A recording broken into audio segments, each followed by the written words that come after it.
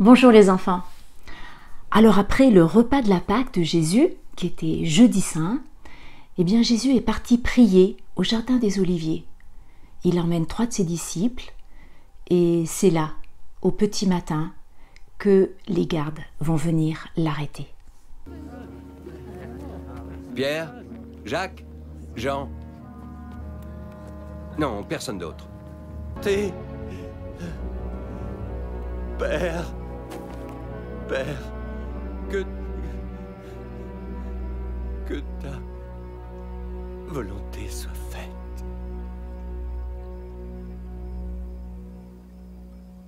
Il est par là. Pour que vous sachiez qui est votre homme, je vais m'en approcher et le saluer d'un baiser. Ce sera votre signal. Simon-Pierre, ne pourrais-tu pas monter la garde avec moi encore un instant? Lève-toi. Le moment est venu. Ce n'est que Judas.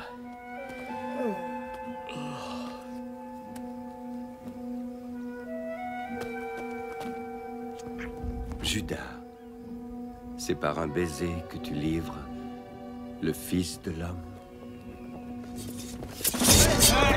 Allez!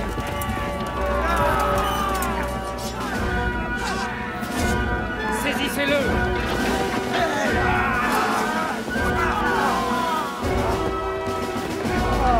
Non!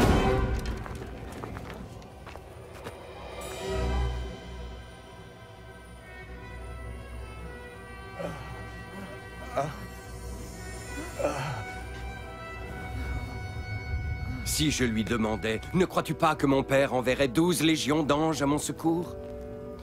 Mais ce n'est pas la voie qu'il me faut emprunter.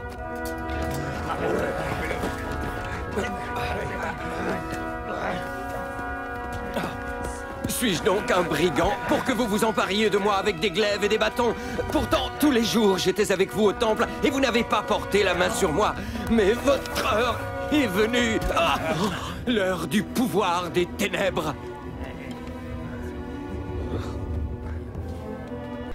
Après cela, Jésus va vivre ce qu'on appelle sa passion jusqu'à sa mort sur la croix. Alors aujourd'hui, on peut méditer, prier sur ce chemin de croix que va suivre Jésus et qui est partagé en 15 étapes. 15 étapes qu'on appelle des stations. Alors des chemins de croix, vous avez dû en voir, il y en a dans les églises, il y en a aussi des fois dans la nature, le long des petits chemins qui rejoignent une chapelle en haut des collines. Pour le chemin de croix que nous allons vivre aujourd'hui, je vous propose de vous munir d'un petit linge blanc, un peu comme un petit mouchoir, un petit tissu blanc, et également un caillou. Un petit caillou, pas forcément plus gros que celui-ci, et ce petit caillou sera votre petit compagnon de croix avec Jésus. En route.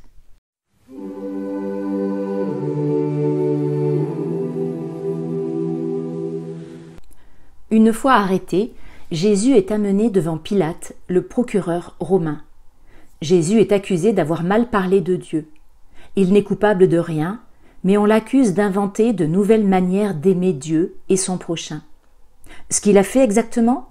Il a dit qu'il venait sauver les habitants de la terre du mal et du désespoir. Ce qu'il a fait exactement?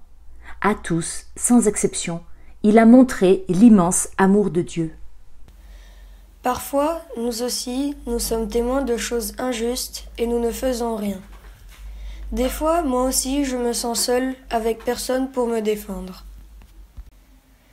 Jésus, toi, tu es toujours du côté des innocents.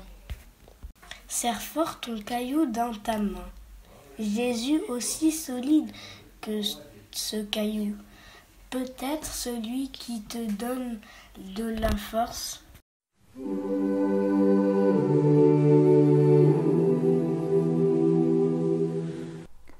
Les soldats humilient Jésus. Ils le frappent, lui mettent une couronne d'épines sur la tête et se moquent de lui.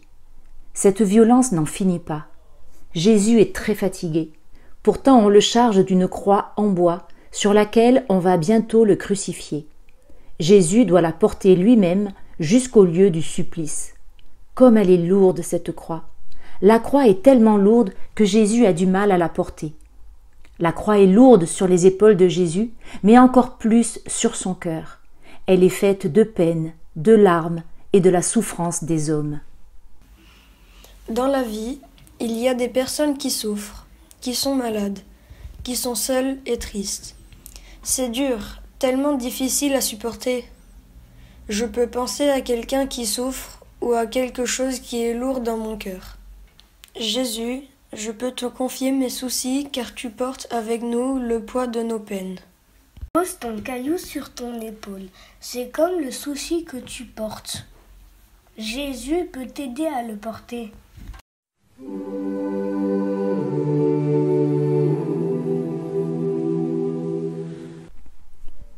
Jésus tombe par terre. Comment pourrait-il seulement rester debout avec ce poids sur ses épaules et sur son cœur ? La croix est si lourde, elle lui fait mal à l'épaule. Mais ce qui lui fait le plus mal, c'est la haine, le mépris, l'orgueil, l'égoïsme, la méchanceté autour de lui. Parfois, je suis égoïste. Je regarde les autres tomber et je ne les aide pas à se relever. Et je me moque d'eux. Est-ce que j'aime quand on se moque de moi ? Jésus, sur chacun, tu poses un regard bienveillant, un regard d'amour pour nous remettre debout.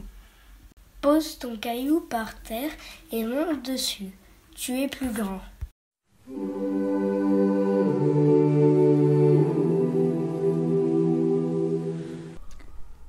Sur ce chemin, Jésus croise le regard de sa mère, Marie. « C'est mon fils bien-aimé, se dit-elle. Pourquoi tout ce mal contre lui ?» Mais elle comprend que Jésus l'accepte, car c'est la volonté du Père pour nous sauver, et elle lui fait confiance. Jésus rencontre le visage d'amour de sa maman. Son regard, sa présence silencieuse lui font du bien. Marie, apprends-moi à faire confiance à Jésus.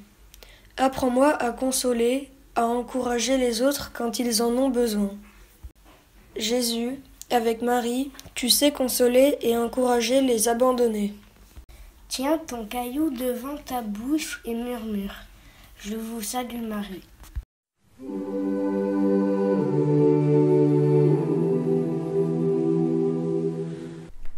Dans la foule, il n'y a que des mains qui repoussent Jésus. On oblige un certain Simon de Cyrène, qui passait par là, à aider Jésus à porter la croix.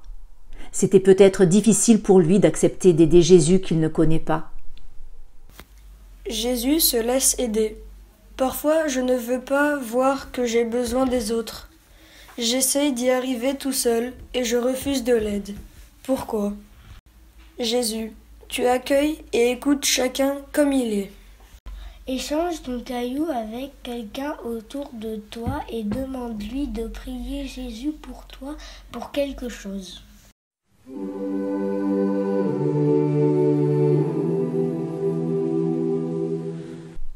Dans la foule, Véronique, une habitante de Jérusalem, est émue devant Jésus.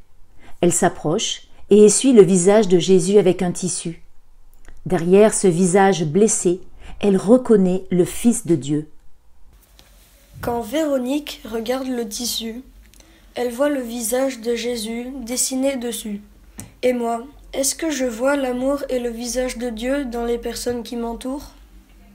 Jésus, tu sais voir l'amour et le visage de Dieu dans chacun de nous.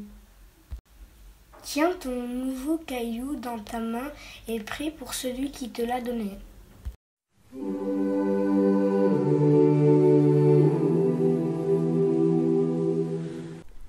Quand on est trop chargé, on ne peut que tomber, et Jésus tombe une deuxième fois. Jésus souffre. Il aurait pu s'enfuir avant que les soldats ne viennent le chercher, mais il ne l'a pas fait. Jésus porte sur lui toutes nos douleurs, tout notre découragement. Des fois, je me décourage, mais peut-être que d'autres sont encore plus découragés que moi. Jésus, apprends-moi à avoir encore plus confiance en Dieu et à prier pour ceux qui sont en difficulté. Je mets mon caillou contre mon front pour que Jésus y mette sa force.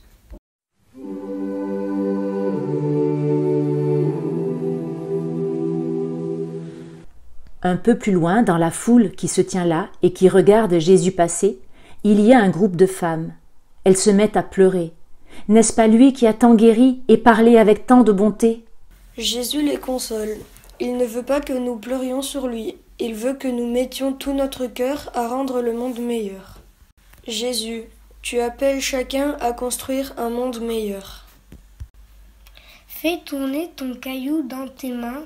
Imagine un bel outil que tu pourrais fabriquer.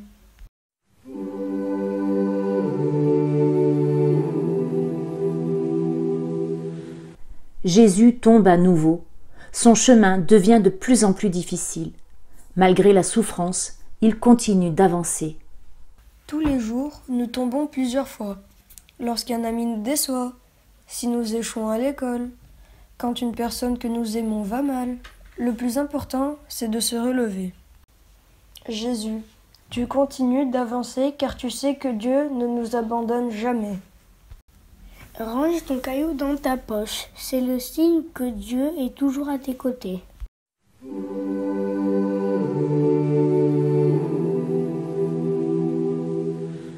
Jésus est sorti de la ville et est arrivé au sommet de la colline, là où il va être crucifié.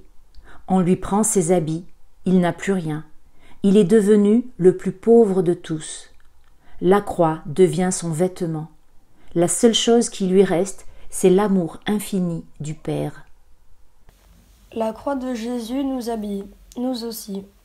Par le signe de la croix, nous nous reconnaissons amis de Jésus. Que nous soyons vêtus d'habits chers ou bon marché, cela n'a pas d'importance aux yeux de Dieu. Nous sommes tous ses enfants bien-aimés. Dieu Père, habille-nous de la croix de Jésus. Avec ton caillou dans la main, dessine sur toi le signe de la croix.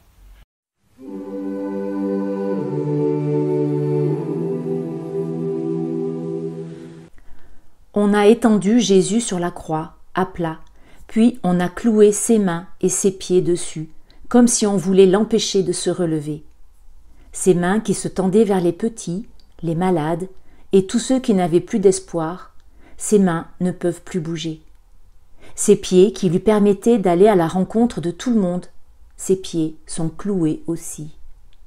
Les bras de Jésus sont ouverts sur la croix comme pour nous dire « Je vous aime, venez dans mes bras, venez tous ».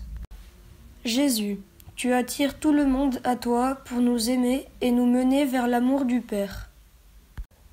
Pose ton caillou sur ton cœur.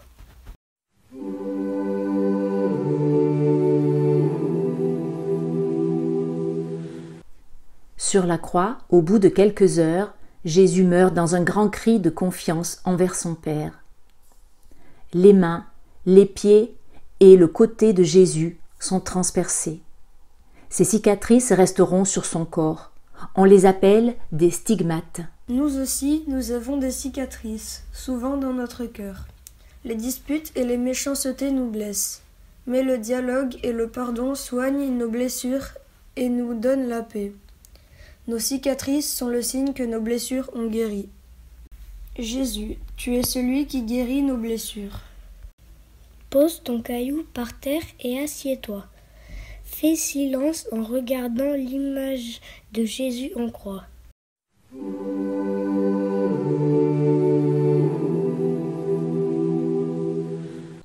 Jésus est mort, alors on le détache de la croix. Au pied de la croix, il y a Marie, sa mère, qui le prend dans ses bras, comme quand il était bébé. Il y a Jean aussi, le disciple que Jésus aimait. La mort ne fait pas disparaître l'amour, car l'amour est infini. Quand une personne qu'on aime disparaît, nous gardons en nous tout l'amour que nous avons eu pour elle. Les souvenirs nous font comprendre que l'amour est toujours présent. Jésus, je te confie les personnes de ma famille qui sont mortes et qui sont maintenant auprès de toi. Pose ta main gauche sur ta main droite. Place ton caillou au milieu puis ferme les yeux.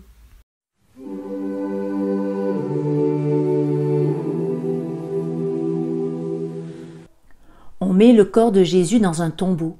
À cette époque, on ne mettait pas les morts sous la terre, mais dans une grotte, confirmée par une grosse pierre, qu'on mettait devant. Tous ses amis sont très tristes. Jésus avait dit qu'il était le chemin, la vérité et la vie.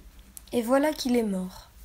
Il avait dit qu'il était la lumière du monde, et voilà qu'il est dans le noir de la grotte. Il avait dit aussi qu'il ressusciterait, mais qui s'en souvient parmi ses amis? Jésus, tu es vraiment le chemin, la vérité et la vie. Quand t'es toute espérance, je veux croire en tout, Seigneur. Enveloppe ton caillou dans un tissu blanc et pose-le au pied de la croix.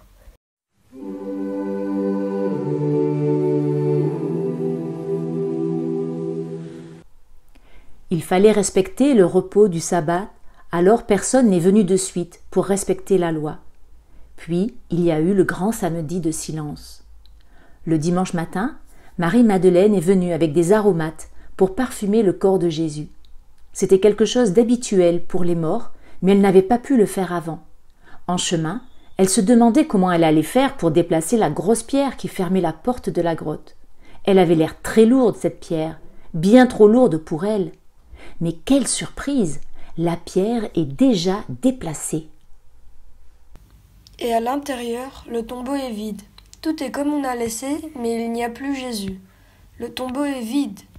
C'est parce que Jésus est ressuscité. Cela veut dire qu'il est vivant. Alléluia! Jésus est ressuscité. Il est vraiment ressuscité. Alléluia! Jésus, oui, en vérité, tu es vraiment ressuscité. Tu es le chemin, la vérité et la vie. Alléluia! Garde ton caillou enveloppé dans le tissu jusqu'à dimanche. Dimanche matin, enlève ton caillou du tissu blanc. Tu peux le déposer dans ton coin prière et te souvenir que Jésus est aussi solide qu'un rocher.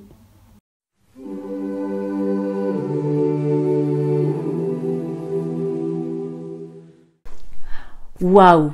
Quel grand mystère est-ce là qui se développe jusqu'à Pâques. Un mystère qu'on ne comprendra jamais complètement d'ailleurs.